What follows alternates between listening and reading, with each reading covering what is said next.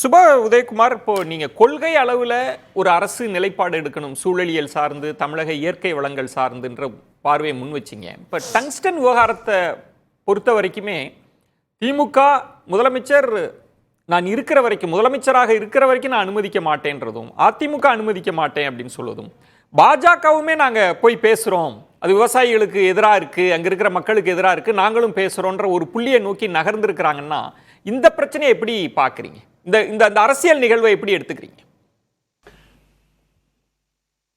அதுக்கு முன்னாடி தம்பி தமிழன் பிரசன்னா சொன்ன ஒரு கருத்துக்கு பதில் சொல்ல விரும்புகிறேன். தம்பி சொன்னார், ஏதோ திமுக எங்கள் கூட நின்று போராடின மாதிரியான ஒரு தோற்றத்தை அவர் உருவாக்குனார்.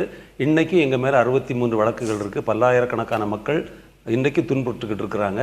முதல்வர் அவர்கள் கடந்த சட்டமன்ற தேர்தல் பரப்புரையின் போது வள்ளியூரில் பேசும்போது அனைத்து வழக்குகளையும் திரும்ப பெறுவோம் சொன்னார்.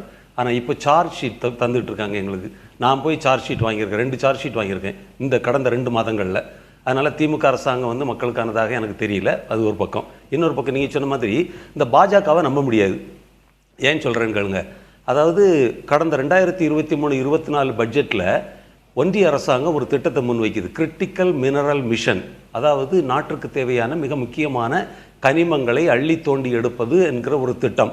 நாடு முழுக்க அதிகமான உற்பத்தியை பெருக்கணும், தேவைப்பட்டால் வெளிநாடுகளிலிருந்து இறக்குமதி பண்ணணும், ஏற்கனவே பயன்படுத்திக்கிட்டு இருக்கக்கூடிய இந்த கனிமங்களை மறுசுழற்சி பண்ணணும். இந்த 3 தான் அந்த கிரிட்டிக்கல் மினரல் மிஷன் என்கிற அந்த ஒன்றிய அரசினுடைய கொள்கை திட்டத்தினுடைய நோக்கங்கள். அந்த திட்டத்தின் அடிப்படையில் தான் கடந்த வருடம் இந்த மைன்ஸ் அண்ட் மினரல்ஸ் ஆக்ட் திருத்தி அமைக்கிறாங்க. அதில் லித்தியம், டைட்டானியம், ஜிர்கோனியம் உள்ளிட்ட 6 கனிமங்களை தனியார் நிறுவனங்களும் அதில் ஈடுபடலாம், அள்ளி தோண்டி எடுக்கலாம், அந்த தொழில்நுட்பத்தை அவங்க வச்சுக்கலாம், அவங்க வேவு பார்க்கலாம், எங்கெங்கே இருக்குது, யார் யார் இதுக்கு தடையாக இருக்கிறாங்க போன்ற வேவு பார்க்கக்கூடிய அதிகாரத்தையும் தனியார் நிறுவனங்களுக்கு கொடுக்குறோம். ஒன்றிய அரசாங்கம் அதானி, அம்பானி, அனில் அகர்வால் போன்ற நிறுவனங்களுக்காக வேலை செய்கிறது. அந்த நிறுவனங்கள், கார்ப்பரேட் நிறுவனங்களுக்கு நம்முடைய கனிம வளங்களை அள்ளி தோண்டி தாரை வார்ப்பது தான் ஒன்றிய அரசினுடைய திட்டம். பாரதிய ஜனதா கட்சி டங்ஸ்டன் பிரச்சனையில் இரட்டை வேடம் போடுகிறது. அந்த மக்கள் தயவு செய்து இந்த கட்சியை நம்பாதீர்கள், இவர்கள் உண்மையாக இல்லை. இவர்கள் மதுரை மேலூர் வட்ட மக்களுக்கு மட்டுமல்ல, ஒட்டுமொத்த இந்திய மக்களுக்கே ஒற்றுமையாக இல்லை. இன்றைக்கு இந்தியா முழுக்க பல்வேறு பகுதிகளில் இந்த மாதிரியான கனிமங்களை கண்டுபிடித்து அள்ளி தோண்டி எடுத்து கார்ப்பரேட் நிறுவனங்களுக்கு கொடுக்கறதுக்கு முயற்சி பண்ணுறாங்க. இன்னொரு மிக முக்கியமான விஷயம், உலகளாவிய அளவுலேயும் ஒரு விஷயம் நடந்துகிட்டு இருக்கு. கடந்த ஆண்டு அமெரிக்கா சீனா, இன்னைக்கு உலகத்தில் சீனா தான் 60 விழுக்காடு இந்த கனிமங்களை உற்பத்தி பண்ணுது, 80 விழுக்காடு இந்த கனிமங்களை ப்ராசஸ் பண்ணுது. இப்போ இந்த மொனோப்பலி அமெரிக்கர்களுக்கு பிடிக்கல. உடனே என்ன பண்ணுறாங்க, இந்த கம்ப்யூட்டர் சிப்ஸு, செமிகண்டக்டர் எக்யூப்மெண்ட் எல்லாம் நாங்கள் சீனாவுக்கு ஏற்றுமதி பண்ண மாட்டோம்னு அமெரிக்கா அறிவித்த உடனே சீனா அதுக்கு மறுபடி பதிலளிப்பதற்காக என்ன பண்ணுறாங்க, இந்த கம்ப்யூட்டர் சிப்ஸும் இந்த செமிகண்டக்டர் எக்யூப்மெண்ட் நீ எங்களுக்கு தரலன்னா அது தயாரிக்கிறதுக்கு உனக்கு தேவைப்படுது பாரு, கிராஃபைட், காலியம், ஜெர்மானியம் போன்ற கனிமங்கள், அதை நான் உனக்கு தரமாட்டேன்னு அவங்க அறிவிக்கிறாங்க. உடனடியாக அமெரிக்கா இந்தியாவை நோக்கி பார்க்குது. அமெரிக்காவும் ஜப்பானும் ஐரோப்பிய யூனியன் நாடுகளும் இன்றைக்கு இந்தியாவில் ஏராளமான கனிமங்கள் இருக்குது, சீனா தராட்டி போகட்டும், இந்தியாவிலிருந்து அள்ளி தோண்டி எடுப்போம். ஒரு மிகப்பெரிய சதி திட்டம் நடக்குது. அமெரிக்கா உலகளாவிய கார்ப்பரேட் நிறுவனங்களும் இந்திய கார்ப்பரேட் நிறுவனங்களும் சேர்ந்து நடத்தக்கூடிய ஒரு மிகப்பெரிய வலைப்பின்னல். இதற்குள்ள தமிழர்கள் சிக்கிக்கொள்ளக்கூடாது. முதல்வரை நான் பாராட்டுகிறேன்னு சொன்னேன், திமுக அரசு அங்கே பாராட்டுகிறோம். கொள்கை முடிவுடுங்க. தமிழ்நாட்டில் எங்கேயுமே மேலூர் மட்டும் சொல்றீங்களே, பரந்தூரை பேசுங்க, மேல்மாவை பேசுங்க, கன்னியாகுமரியை பேசுங்க, இந்திய கடல்ல எவ்வளவு பெரிய, அது வேதாந்தாக்கு தான் கொடுக்குறாங்க. தம்பி பிரசன்னா ரொம்ப உணர்ச்சி வசப்பட்டு அழகா பேசினாரு. நாங்க என்ன சொல்றோம், ஒரு இடத்தை பற்றி மட்டும் பேசாதீங்க, தமிழ்நாடு முழுக்க முடிவா எடுக்கணும் அப்படின்னு சொல்றீங்க. இதற்கு பின்னணியில் ஒரு உலகளாவிய ஒரு சதி திட்டம் இருக்கு. இப்போ வல்லரசு நாடுகளின் ஆதிக்க போட்டியில இந்திய கனிம வளங்களை நோக்கிய ஒரு கார்ப்பரேட் சதி இருக்கு அப்படின்றதெல்லாம் சொல்றீங்க. நாகராஜ், இதுல மத்திய அரசு ஒரு கொள்கை முடிவு எடுக்க வேண்டிய நாகராஜ் இல்ல 2-3 விஷயம். முதல்ல பிரசன்னா அவர்கள் சொன்னாரு, ஒரு உதாரணம், அதாவது ஒரு லெட்டர் காமிக்க சொல்லுங்க, இது மாதிரி நாங்க வேண்டாம்னு சொல்லி எதிர்ப்பு தெரிவிச்சோம். இவ்வளவு நிறைய பேசினாரு, நிறைய உணர்ச்சி வசப்பட்டெல்லாம் பேசினாரு. ஒரு லெட்டர் அவர் காமிக்க சொல்லுங்க. ஒரு வழக்கறிஞர் தான். துரைமுருகன் அவர்கள் என்ன எழுதியிருக்காங்க, ஏலம் எடுக்கிற உரிமை எங்களுக்கு கொடுங்கன்னு கேட்டிருக்காரு. வேண்டாம்லாம் அவர் சொல்லல, வேண்டாம்லாம் சொல்லல. சட்டமன்றத்திலே பதிவு செய்யறார், நாங்க அதான் கேட்டோம் அப்படின்னு சொல்றாரு.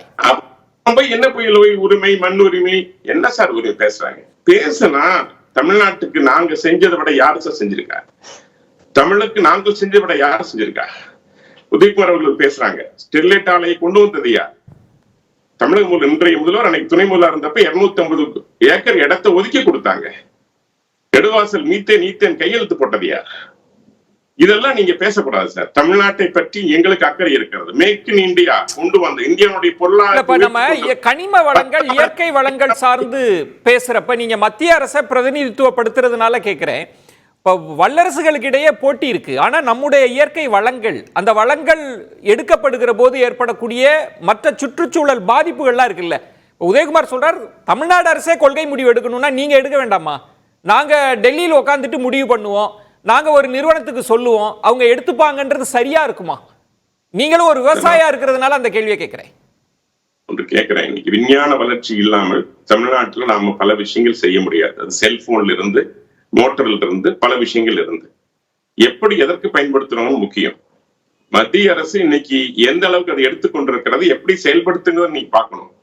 வெளியே மாமான மச்சான வச்சு கான்டாக்ட் எடுத்து பணம் சம்பாதிக்கிறது இல்ல. திமுக அப்படித்தான் தமிழ்நாட்டுடைய கருவை அறுத்து கொண்டு இருக்கிறார்கள், கருவறையை காலி பண்ணிட்டு இருக்கிறாங்க. அதை பத்தி தயவு செய்து மக்களுக்கு தெரியும், நான் சொல்ல வேண்டியதில்லை. எந்த அளவுக்கு கொள்ளையடிக்கப்படுகிறது, கனியோட கொள்ளை, சாராய பாட்டில் 10 ரூபாய் வாங்கப்படுது, டாஸ்மாக்ல எப்படி கொள்ளையடிக்கப்படுறது எல்லாமே தெரியும். அதை பத்தி பேசுகின்ற அறிகதை எங்களுக்கு இல்ல.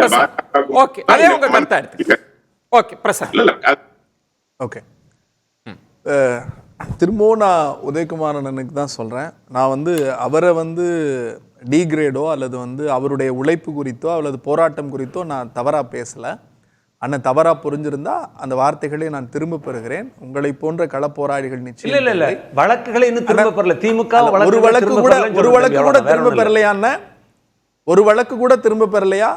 அண்ணனோட மனசு 63 வழக்குகள் இருக்கு. நாங்க இருக்கிற வழக்கை சொல்றோம், நீங்க திரும்ப பெற்ற வழக்குகள் சொல்றீங்க. திரும்ப பெற்ற வழக்குகள் திரும்ப பெற்றாங்க, மாற்று கருத்து இல்ல. அண்ணே ஆனா இன்னும் 63 வழக்கு இருக்கு. நான் உங்களை ஒரு பெரிய உயரிய இடத்துல வச்சிருக்கேன். சொல்லுங்க. திமுக ஆட்சியில முத்துவேல் கருணாநிதி ஸ்டாலின், உங்க மேல ரொம்ப அன்பு மரியாதை வச்சிருக்கேன். ஆமாண்ணே, முத்துவேல் கருணாநிதி ஸ்டாலின் அவர்கள் முதலமைச்சராக பொறுப்பேற்று தேர்தல் வாக்குறுதியில் கொடுத்த அந்த வழக்குகளை வாபஸ் பெற்றாரா இல்லையா? நீங்க ஒரே நேரத்துல எல்லாத்தையும் பெற முடியும். அனைத்து வழக்குகளையும் தம்பி ஒரு வழக்கில் பேசும்போது ஐயா ஸ்டாலின் அவர்கள் அனைத்து வழக்குகளையும் திரும்ப பெறுவோம். அண்ணே ஒரு நிமிஷம், நான் ஒரு வழக்கறிஞரா சொல்றேன். இந்த அவையில அக்னீஸ்வரனும் இருக்காரு. ஒவ்வொரு சினாரியோல எந்தெந்த ஸ்டேஜுக்கு தகுந்த மாதிரி தான் நம்ம 321 பயன்படுத்த முடியும். அப்படி முதல் கட்டமாக இருக்கக்கூடிய வழக்குகளை வாபஸ் பெற்றது திமுக ஆட்சி, அதை அமல்படுத்தியது முத்துவேல் கருணாநிதி ஸ்டாலின். மீதம் இருக்கிற 63 வழக்குகளும் சட்டத்திற்கு உட்பட்டு முதலமைச்சர் அதையும் அந்த வழக்குகளிலிருந்து காப்பார் என்கிற நம்பிக்கை எனக்கு இருக்கிறது. நீங்க எத்தனை வழக்குகள் திரும்ப பெறப்பட்டதுன்னு அதை சொல்லியிருந்தீங்கன்னா உங்களுடைய பெருந்தன்மையை நான் பாராட்டி இருப்பேன். நான்